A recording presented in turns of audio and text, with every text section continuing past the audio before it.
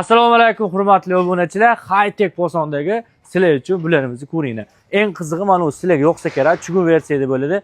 Metrini 490 mingdan qilib berishadi. Chugun bo'ladi. Deyarli uncha-munchadagi kraskasi ham ishlab bo'lmaydi.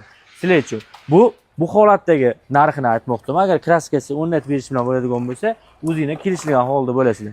Ustoz, bunimizni ham metrini ish bilan qilib beramiz endi. Bularni oborib o'rnatib berish 480 ming so'mdan, hamma narsa uстановkalari ichida bo'ladi. Kraska 480 ming so'mdan, ha? Xo'p, bularimiz-chi?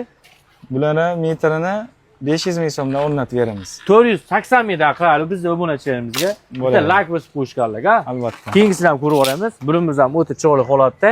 Hozir juda ham ko'p mashinani sotilgan ekan. Men bildim. Bunimizni ham metrini qulay versiyada qilib berib, qancha qilib beramiz? Bularni 300 mingdan qilib beramiz. 1 metr. 290 mingdan qo'yib yuboraylik.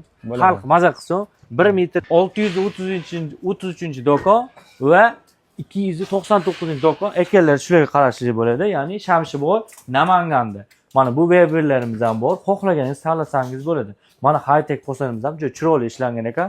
Buni ham pulni qulayroq qilaylik. Boshliqni necha pul qilib beramiz? Bularni 280 mingdan qilib beramiz. 260 dan qilaylik. Oddiy xalq xizmatdan kelganlarga qilib beriladi va kraskasiz holat tombadan tashqari mana gullarning xilma-xillari bor. Siz zakaz bersangiz bo'ladi. Eng qizig'ini aytaman do'stlar, o'rnatib berish xizmatlari Namangan bo'ylab bor ekan. Siz shunchaki bitta aloqa qilsangiz